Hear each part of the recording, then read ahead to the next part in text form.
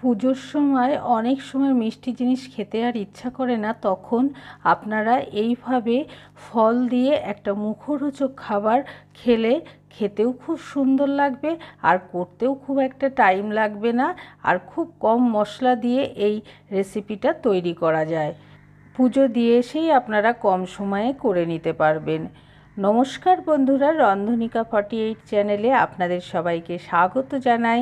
আজকে আপনাদের একটা নতুন রেসিপি করে দেখাবো। চলুন তবে রেসিপিটা শুরু করা যাক। আজকে এই রেসিপিটা তৈরি করতে যা যা জিনিস লাগছে সেগুলো আপনাদেরকে একবার দেখিয়ে দিলাম। খুব একটা জিনিস লাগে না, খুব অল্প জিনিসই লাগে। তারপর গ্যাস ওভেনে কুকারটা বসিয়ে দিলাম। কুকারটা বসিয়ে দিয়ে রাঙা আলু আর শাক আলু দিয়ে দিলাম। দেওয়ার পর কুকারের ঢাকাটা লাগিয়ে 2টো সিটি মেরে নেব। 2টো সিটি মারার পর কুকারটা নামিয়ে ঠান্ডা করতে রেখে দিলাম। ফ্রাই প্যান বসিয়ে দিলাম, বসিয়ে দিয়ে বাদাম দিয়ে দিলাম। বাদামটা হালকা ফ্লেমে ভেজে নিতে হবে। যখন বাদামটা ভাজা হয়ে যাবে তখন একটা থালায় আস্তে আস্তে নামিয়ে রেখে দেবো। কিছুক্ষণ পর যখন বাদামটা ঠান্ডা হয়ে যাবে তখন বাদামের খোসাগুলো হাতে করে ডলে ডলে ছাড়িয়ে দিতে হবে, তাহলে দেখতে ভালো লাগে। আপনারা যদি মনে করেন যে খোসা ছাড়াবেন না তাতেও হবে। আপনাদের কাছে একটা অনুরোধ রইল, আপনাদের যদি এই রেসিপিটা ভালো লাগে তাহলে সাবস্ক্রাইব করে বেল আইকনটা প্রেস করে রাখবেন, তাহলে যখনই কোনো ভিডিও ফেলা হবে সবার আগে আপনাদের কাছে নোটিফিকেশানটা পৌঁছে যাবে। বাদামের খোসাটা ছাড়ানো হয়ে গেলে একটা মিক্সি জার নিয়ে নিলাম, তাতে ভাজা বাদামটা দিয়ে দিলাম আর কাঁচা লঙ্কা দিলাম, সঙ্গে দিলাম ধনেপাতা দিয়ে একটা পেস্ট তৈরি করতে হবে। কিন্তু এই পেস্টটা পুরোপুরি হবে না, কিছুটা দানা দানা থাকবে, তাহলে খেতে খুব ভালো লাগবে। এইবার কুকারটা এতক্ষণে কিছুটা ঠান্ডা হয়ে গেছে, ঢাকাটা খুলে নিয়ে জলটাকে ঝরিয়ে নেব। ঝরিয়ে নিয়ে আবার একটু ঠান্ডা করে নিয়ে আস্তে আস্তে ছাড়িয়ে নিতে হবে।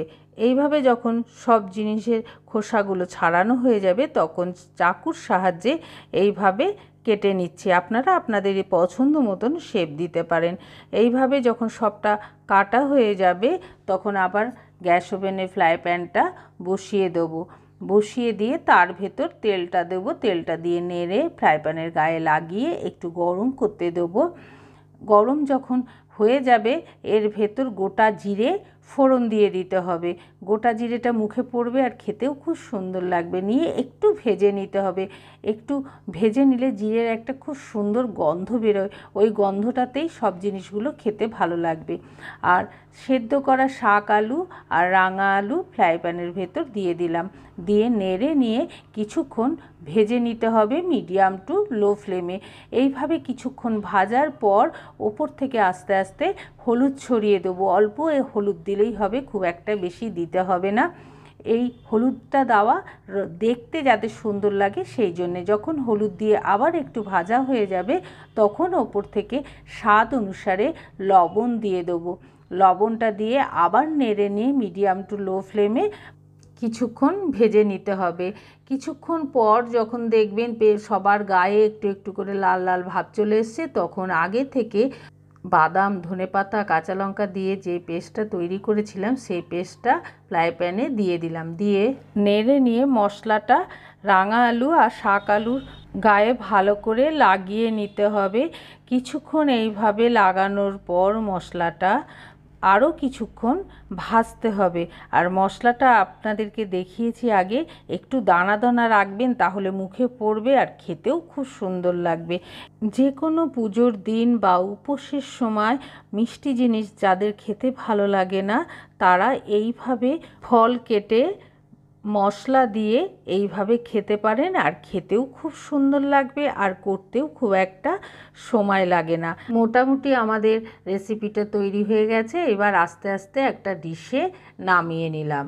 আপনাদের এই রেসিপিটা কেমন লেগেছে অবশ্যই আমাকে কমেন্ট করে জানাবেন, আর কমেন্ট করলে অনেক উৎসাহ বেড়ে যায় আর আনন্দও হয়। আপনাদের যদি ভালো লেগে থাকে ফলের এই রেসিপিটা তাহলে শেয়ার করে একটা লাইক করে দেবেন। আপনারা সবাই ভালো থাকবেন, সুস্থ থাকবেন, সাবধানে থাকবেন। পরে আবার আপনাদের সঙ্গে নতুন একটা রেসিপি নিয়ে দেখা হবে। পুরো রেসিপিটা দেখার জন্য অসংখ্য ধন্যবাদ আপনাদেরকে।